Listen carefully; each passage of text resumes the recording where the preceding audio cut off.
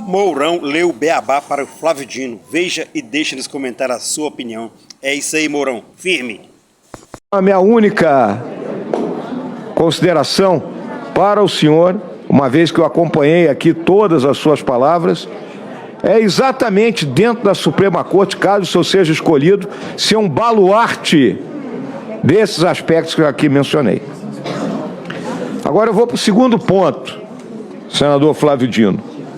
E eu vou ler aqui a proposta de emenda à Constituição, que modifica o artigo 101, né, que trata aí da nossa Suprema Corte, e aqui diz que os ministros serão escolhidos 5 pelo presidente da República, 2 pela Câmara dos Deputados, 2 pelo Senado Federal, 2 pelo STF, e as escolhas obrigatoriamente terão que recair em nomes constantes de listas tríplices que serão apresentadas pelo STJ, pelo Tribunal Superior do Trabalho, pelo Conselho Nacional de Justiça, pelo Conselho Nacional do Ministério Público, pelo Conselho Federal da Ordem dos Advogados do Brasil, pelos órgãos colegiados das faculdades de Direito que mantêm um programa de doutorado em funcionamento há pelo menos 10 anos. E o mandato dos ministros do STF será de 11 anos, sendo vedada a recondução ou exercício do novo mandato. Assina deputado federal Flávio Dino, do PCdoB do Maranhão. A minha pergunta é simples. Se deste Congresso sair algo nesse sentido, o senhor vai nos chamar de pigmeus? Senador Flávio Dino. Faltou, ilustre senador, enquanto eu via a leitura, eu claramente identifiquei, porque eu mesmo que escrevi, a PEC 342 de 2009, faltou apenas a alusão à data. E eu lembro um ministro aposentado do Supremo que dizia assim, somente os mortos não evoluem. Então é claro que o senhor nem eu, podemos desprezar o ensinamento grego, pré-socrático, de Heráclito, segundo o qual as pessoas vão se alterando ao longo da vida. Sobre o homem e o rio, uma passagem muito conhecida. É claro, portanto, que não tenho rigidez de dizer que eu adiro integralmente ao que eu escrevia naquele momento, mas adiro no fundamental, nos pressupostos, ou seja, de que é necessário e cabível que haja permanentemente aprimoramentos acerca do funcionamento das instituições. O senhor alude, por exemplo, ao tema do mandato. Nos Estados Unidos, que o senhor aludiu, não há mandato. Houve aqui um colega senador que aludiu a um justice chamado Hugo Black, dos maiores da história da Suprema Corte. Salvo engano, ele serviu até os 84 anos, algo assim, na Suprema Corte dos Estados Unidos. E muitos outros faleceram no exercício da função, porque lá prevalece a cláusula do enquanto bem servir. Aqui nós tínhamos uma espécie de mandato no Brasil, que era a aposentadoria compulsória aos 70 anos. O senhor veja que eu tenho 55, se vigorasse a aposentadoria compulsória aos 70, eu teria 15 anos de mandato, o que me afigura altamente razoável, tendo em vista 2 parâmetros. O primeiro, o mandato, se instituído em algum momento, não pode ser muito curto, não por conta do magistrado, e sim por conta da sociedade. Nós temos como um princípio reitor na nossa Constituição, inclusive no caput do 5º, o princípio da segurança. Derivado deste, consectário lógico, a segurança jurídica.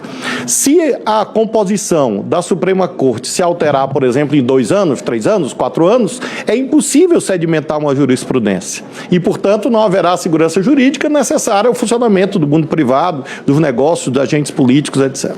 Então, o eventual mandato, por isso que eu disse que nos pressupostos mantenho coerência, ele não pode ser muito curto. Na época eu escolhi 11 anos e o saudoso e queridíssimo e venerável ministro Sepúlveda Pertence uma vez me abordou, Gonê, numa fila de um lançamento de um livro.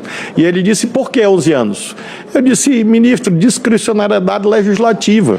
Eu tirei mais ou menos uma média do que a grande parte dos países do mundo praticam, senadora Soraya. E naquela época imaginei 11. Ocorre que o Congresso Nacional, este Congresso, que o senhor integra, que eu tenho a honra de integrar, resolveu aumentar a idade para 75. Então, se os senhores imaginarem, portanto, esse retrospecto, irão considerar que quem gerou presenças no Supremo de 20, 30 anos foi o próprio Congresso Nacional. E, claro, que pode rever isso em algum momento, seja pela volta do parâmetro de 70 anos, para ter um período mais curto, não tão curto que acabe por negar a solidez da jurisprudência e também não tão longo que faça com que a pessoa fique 30 anos no Supremo Tribunal Federal. É essa a sugestão que tenho. Claro que o debate é absolutamente legítimo, cabe sempre ao Poder Constituinte derivado, encarnado pelas casas do Congresso Nacional, discutir esses assuntos, debater esses assuntos acerca da eventual mandato, aposentadoria, enfim, há muitos sistemas no mundo, desde o sistema dos Estados Unidos a países que praticam aposentadoria aos 68 anos. Eu acho que o senhor está próximo a essa idade. Então, o senhor já passou, né? Eu sabia, estava sendo apenas gentil com o senhor. E elogio, claro. Não, a tinta amazônica é boa, né? O senhor e o Eduardo Braga são provas vivas disso. Se fosse no Maranhão, general, a gente ia falar que é um poldo. Então, general, senador, tudo isso é possível e eu pessoalmente não me insurjo contra nenhum modelo. Realmente eu acho que todos são razoáveis. No mundo institucional não existe apenas um debate sim e não. Você tem matizes, como quase tudo na vida. E por isso eu acho sim absolutamente razoável que esse debate volte. E sobre o Código de Ética que o senhor aludiu, nós temos inclusive um Código de Ética da Magistratura Nacional e que dispõe claramente que o magistrado só pode ter, além da função de magistrado, a função de magistério, o que abrange, à luz do Conselho Nacional de Justiça, congressos, palestras, aulas e assim sucessivamente. Esse é o entendimento vigente hoje no Judiciário brasileiro e, claro, que a ele me curvo e a ele me submeto em merecendo a honra do Senado Federal. E apenas uma frase para sua reflexão, que eu sei que o senhor é um homem estudioso. Lembre que a Suprema Corte, que eu estudo muito a história da Suprema Corte dos Estados Unidos, há livros maravilhosos por detrás da Suprema Corte, os 9, são livros muito bons que aludem sobre a Suprema Corte, e nem a Suprema Corte dos Estados Unidos, com a sua longeva jurisprudência, escapa de questionamentos, o que mostra quão bela é a democracia. Lembre da eleição entre George W. Bush e Al Gore, que foi decidido por 5-4 da Suprema Corte dos Estados Unidos, sendo que 5 justices indicados pelos republicanos votaram de um jeito e 4 justices indicados pelos democratas votaram de outro jeito, o que sugere que nós precisamos sempre revisitar os institutos visando aprimorá-los. Obrigado, ministro Flávio Dino. Senador Mourão, Vossa Excelência ainda vai utilizar o seu tempo? Positivo. Apenas para tocar mais uma vez, se o ministro do nosso colega, senador Flávio Dino, né, quando indicou a mudança no processo de escolha, o senhor considera que isso ainda é válido, esse pensamento que o senhor tinha em 2009, ou o senhor considera que todos os ministros da Suprema Corte devem ser indicação do presidente da República? Senador Mourão, eu sou parlamentarista, aprendi com meu pai. No plebiscito de 1993, eu votei pelo parlamentarismo.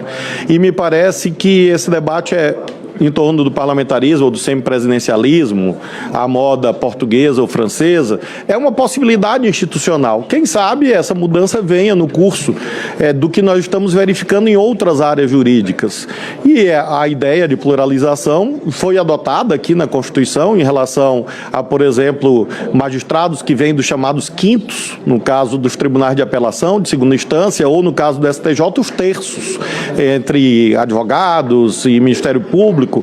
Então, nós temos na Constituição exemplos de possibilidades. Agora, claro que o sistema norte-americano é largamente praticado no Brasil e há uma parêmia, que eu não sei dizer em latim, infelizmente, mas é do direito romano, que dizia que lei boa é lei velha. Ou seja, a estabilidade faz bem ao Brasil.